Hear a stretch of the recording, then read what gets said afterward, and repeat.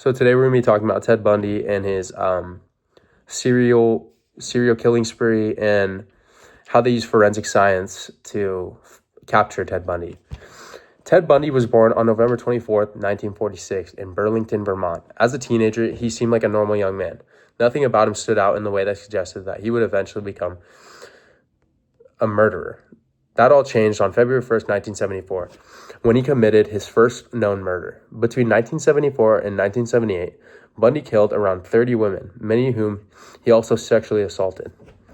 His crimes shocked the entire nation and led to one of the most well-known serial cases in U.S. history.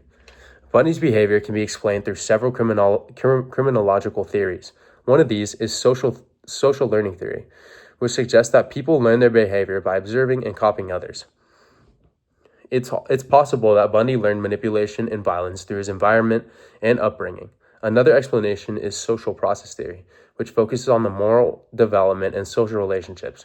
Bundy lacked strong family bonds and struggled to form healthy relationships, which may have weakened his sense of right and wrong. Bundy's childhood was unstable. He was raised by his sister and had a strained relationship with his stepfather. However, growing up in a difficult environment does not automatically make someone violent. If we compare Bundy to someone with a similar upbringing who chose a different path, it shows how important personal resilience and positive influences truly are. Strain theory may also help his actions. Bundy wanted success, status, and power, especially through attending law school. When he faced obstacles in achieving these goals, he may have turned to violence as a way to regain control of his life. Enemy theory can also be applied because Bundy lacked strong moral values and close social connections. His isolation and weak social bonds may have contributed to his violent behavior. Bundy also showed strong signs of psychopathy. He was charming, confident, and well-spoken, but underneath that surface, he lacked empathy and a strong need for control. His charm was not just part of his personality, it was a strategy. He used it to gain his victims' trust and avoid suspicion. Many people did not believe he was a killer because he appeared attractive and harmless, which made him even more dangerous. His spree began in Washington State in 1974. Young women started going missing, and witnesses reported a man driving a Volkswagen Beetle who often pretended to be injured to gain sympathy.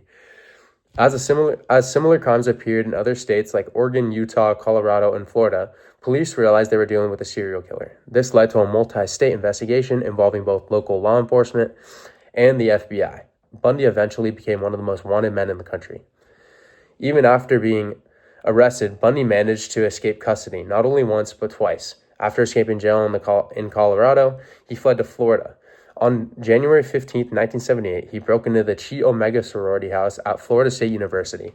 That night, he killed 2 women, sexually assaulted 1, and severely injured 2 others. Later, he abducted and murdered a 12-year-old girl. This case became one of the most well-known examples of forensic science being used to solve crimes. One of the most important pieces of evidence was the bite marks analysis.